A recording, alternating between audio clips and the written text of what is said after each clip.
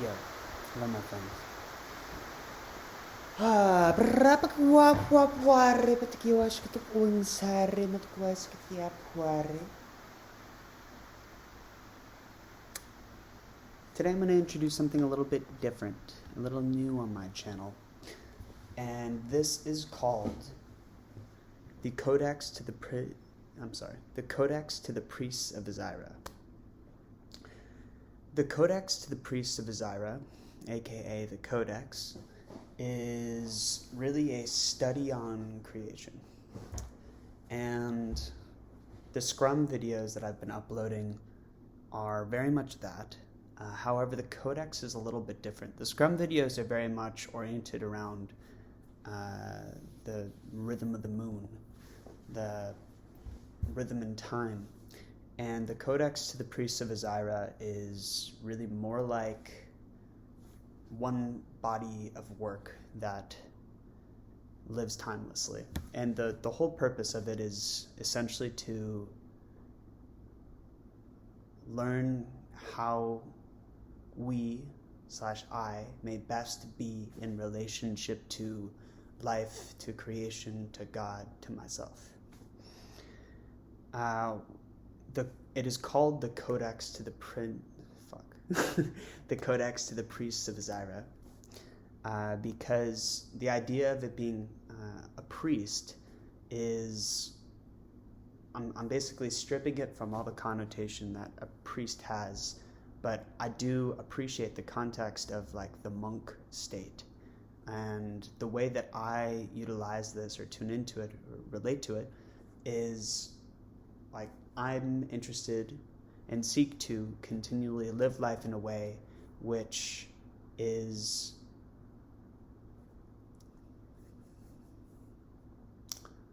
for the highest benefit of all, including myself, right? Like, so the Codex to the Priests of AhziRa is really, think of it as like a document where through time, as I learn new things, I update the document.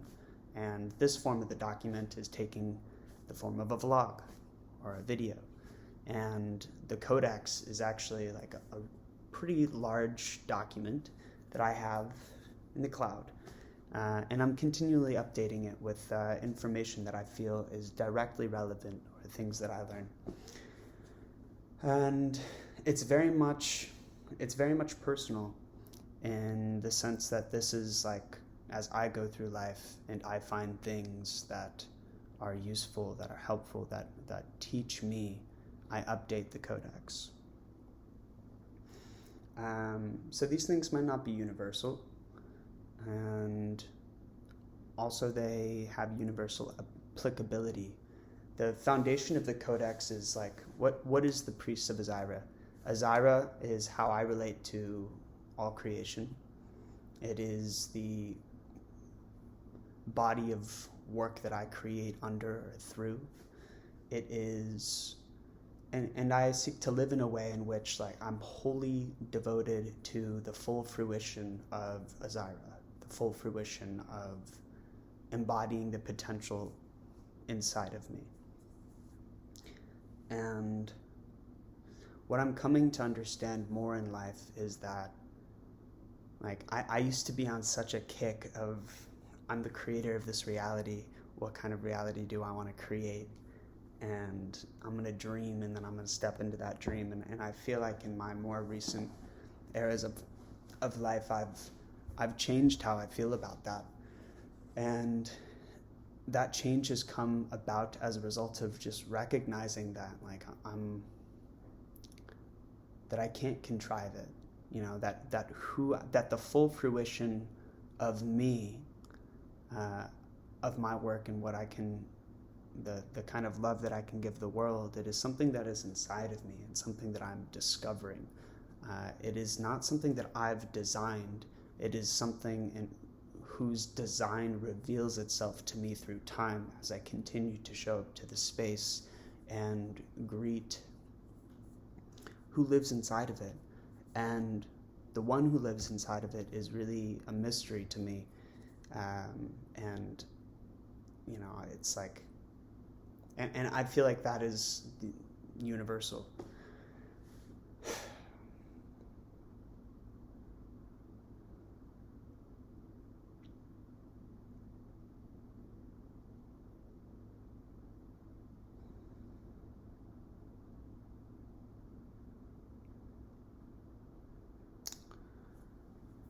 Something specifically that I wanted to speak of. So the Codex is really like the Codex to the priest of AhziRa. AhziRa could be supplemented with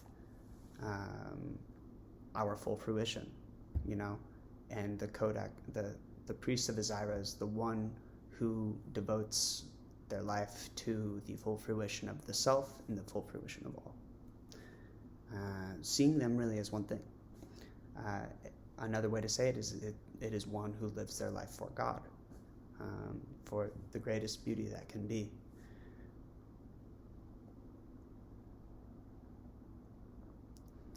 Seen in the light of the greatest body of work, and even greatest is not quite the right term, but it works to convey the idea through language, which is inherently kind of sloppy, and that's okay. We're working with it. We rocking it. Telekinetic charge. Okay, now you hear what I really mean. So something specifically that has inspired my arrival here today to open the Codex on video in between my scrummage is the encountering of resistance. That's a universal thing. That seems to be part of the design of this reality, this matrix that we find ourselves in. And the Codex is really a place to contemplate how do we arrive to greet creation, to greet resistance, to consciously relate to our suffering.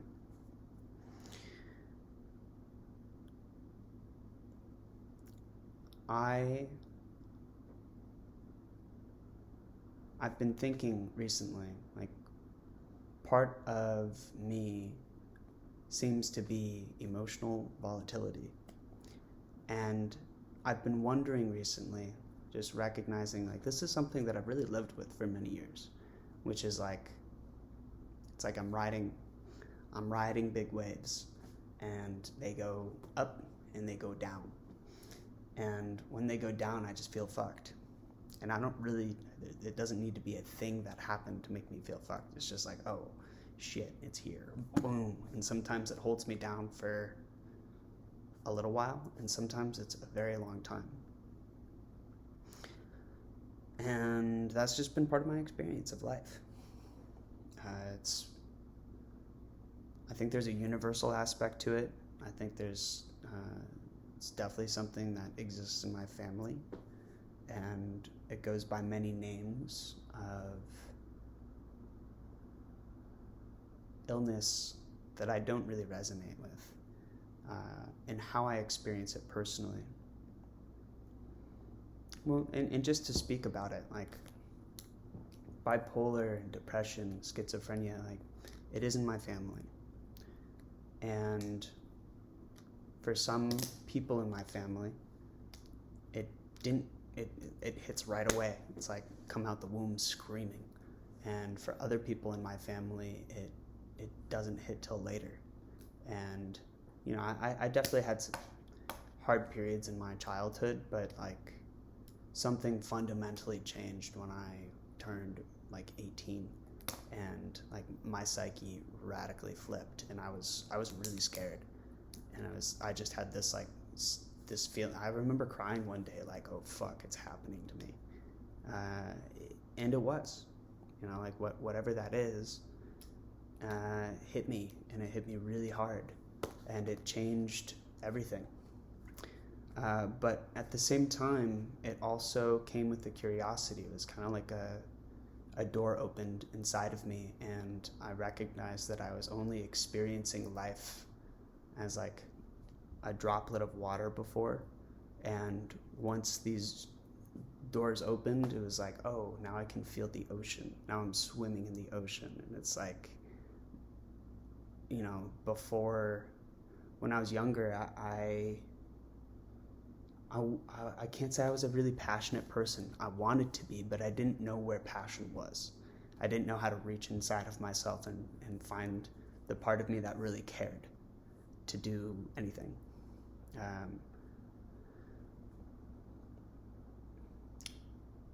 And once these doors opened, they also opened with that sense of like, fuck.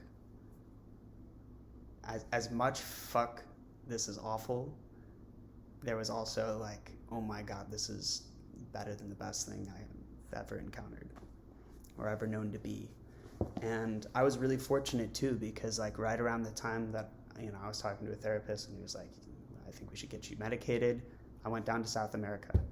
And I was able to engage this first part of my changing with nobody around me.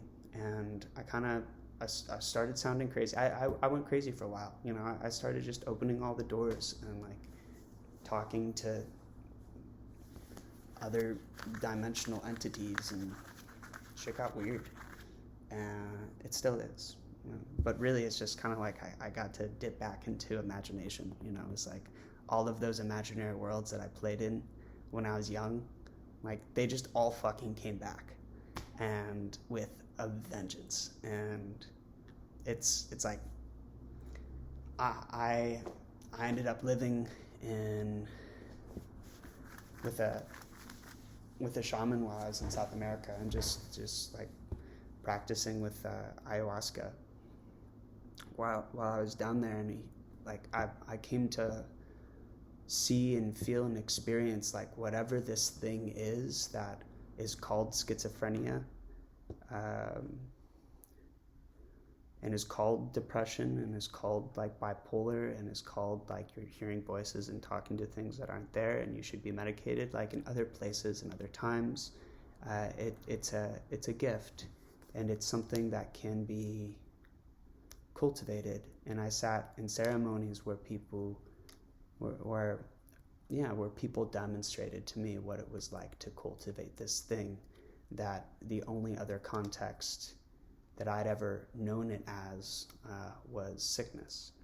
And it was there that I really learned like this thing is your responsibility to understand and to cultivate. And that's really what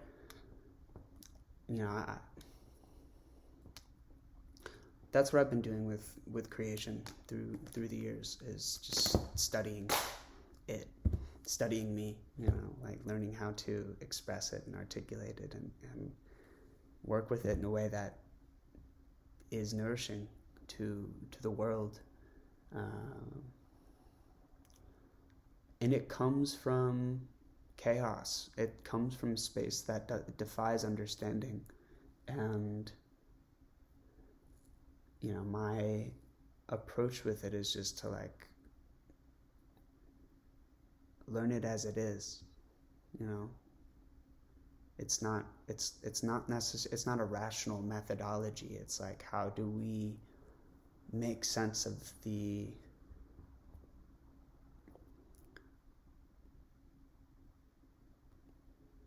maybe not how do we make sense, but how do we commune with like the true nature of what we are. And in this conversation, I'm talking about it.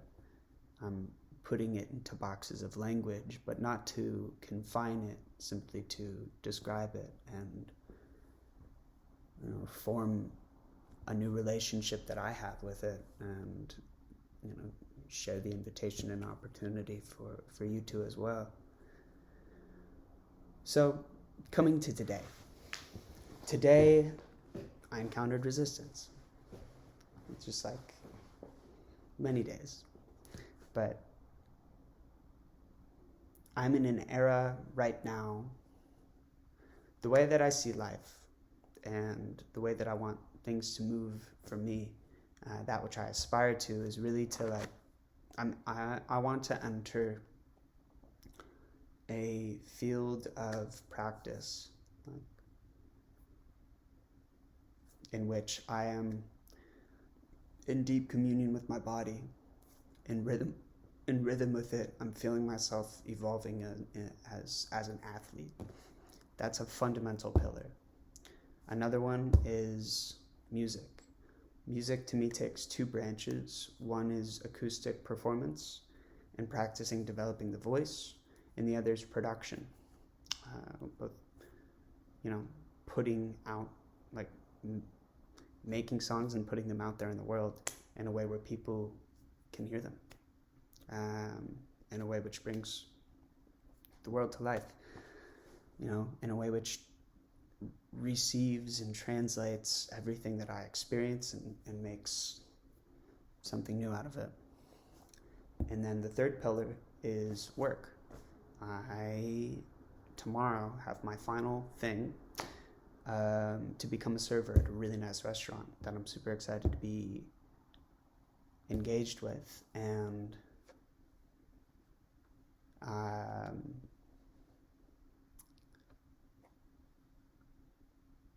financial security is a responsibility of mine, to myself, to my work, to everything. It's like, I can't really do anything if I'm fretting over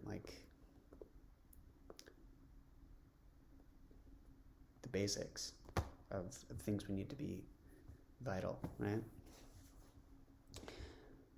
So in my ideal, I see a vision of myself in just a harmonious flow between all of these things, where I'm showing up to work and I'm killing it. The cool thing about work is that,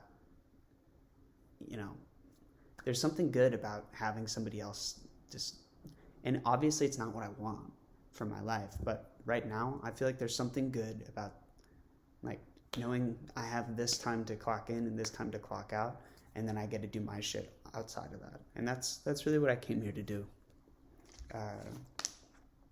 Is get solid with money. This place is gonna pay well, and I know I can do a really good job at it.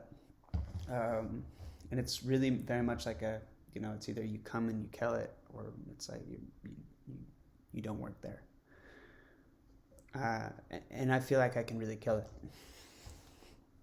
And I'm also interested in working this spot because I feel like the level of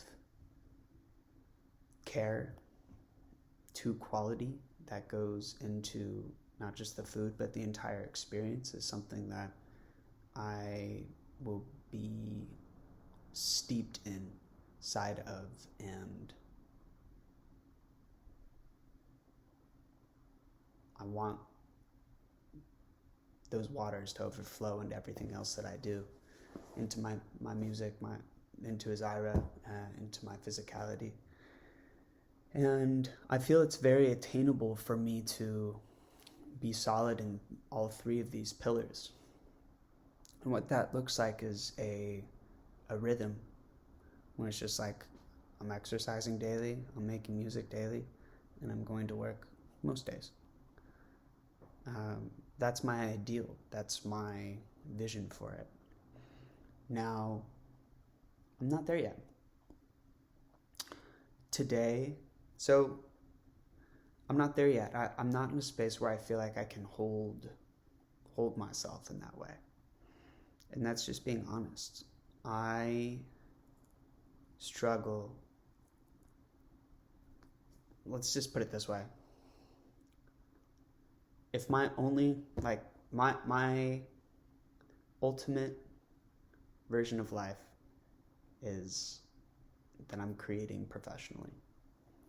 And I know that even if I had all the time in the world to create, I would still really struggle. And I've gone through chapters where I've had all the time in the world to create, and I'd still really fucking struggle with I don't feel like I'm doing it right. I feel disconnected. I feel fucked up. So it's not actually a matter of time.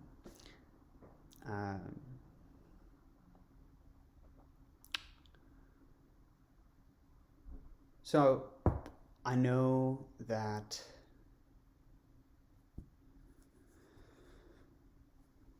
today I encountered resistance and I did not exercise because when I came home, I played guitar, and then when it was time to go exercise, I felt emotionally really down. And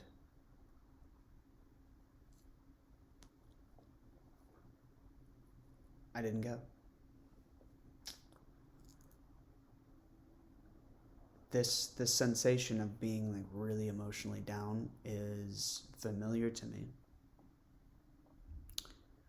I'm regularly challenged by it, and I wonder if it's something that I'll always feel like fucked up, or if I'm gonna be at a place like what it does feel like is it feels like it's a misutilization of my energy,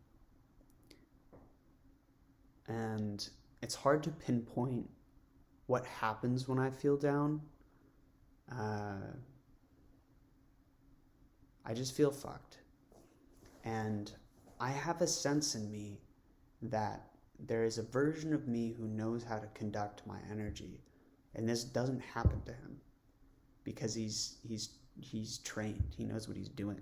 I'm not there yet, but I really do have that sense of like, it's like I keep eating shit because it's almost like I don't see the thing that I'm running into, but I very much feel like I'm running into something. And it's possible that it's just always with me. You know, it's definitely with a lot of creative people that I really admire. It's part of the music that I connect with, and I think it's always been part of where I make music from. Is this intimate relationship with hell and with sadness.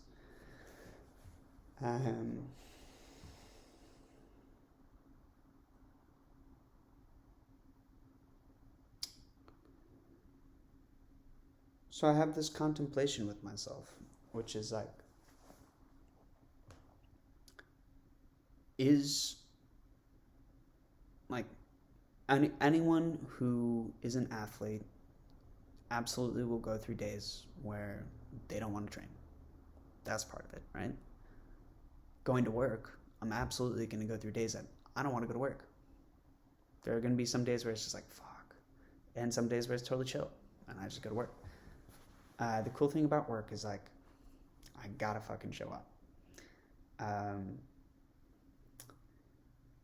And with a similar methodology, I currently have created a container for myself where it's like, I'm going to play guitar and sing for 30 minutes a day.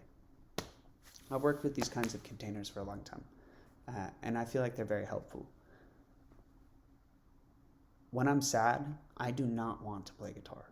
It feels horrible, at first especially. Sometimes the whole session feels horrible.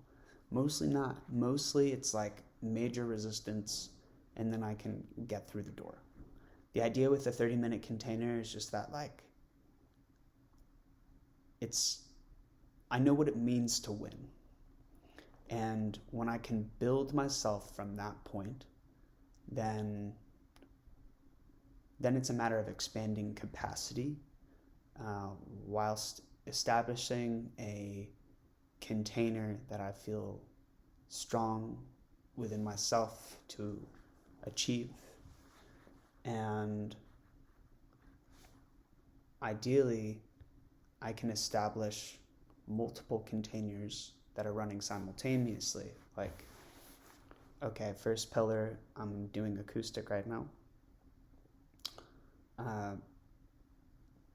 I'm also mastering a track, which I don't necessarily have a container on other than a daily container on. I just know that, like, by the end of this moon cycle, this track is going to be done. And that's going to be the most time extensive thing. But with the container, ideally I can run 3 simultaneous containers work hasn't kind of an automatic thing, meaning like, I got a job, I'm gonna fucking be there for it. I know that. Acoustic is a very emotional place for me. It's like it's really hard to sing if I'm not feeling okay. And I've given myself this container to just do it, you know? So it's kind of like bringing the mentality that I have for work over to my work. And I would like to be running a physical container at the same time, but I'm starting with one rather than trying to chase multiple geese. I'm clearly defining these structures that I believe in, that I feel like, you know, it's not about feeling good. I know I'm not going to feel good right now, sometimes, and some days. And yesterday was an awesome day. It was like I did everything that I wanted to do.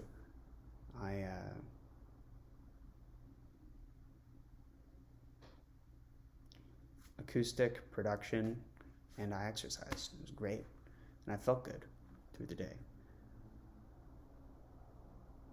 I know I can't expect that of myself every day. I can't expect myself to feel okay every day at this point in time.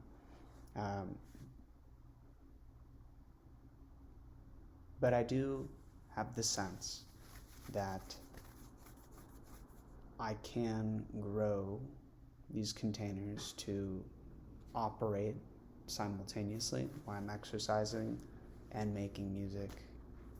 And I have a sense that if I were to be exercising and like in a groove with it, I know I would be happier. So then it's just a matter of like, okay, how do I get myself in a groove with it? And I feel it's like, it's good for me to start with the music and get that going and integrate that knowledge and bring it to the body. So that's where I'm at right now. And I've had these conversations for so many years, and I've had many successes and many failures.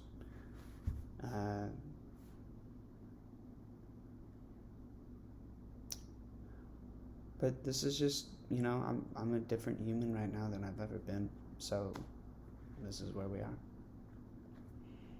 All right. Well, I've spoken what I wanted to speak to you. May this nourish you.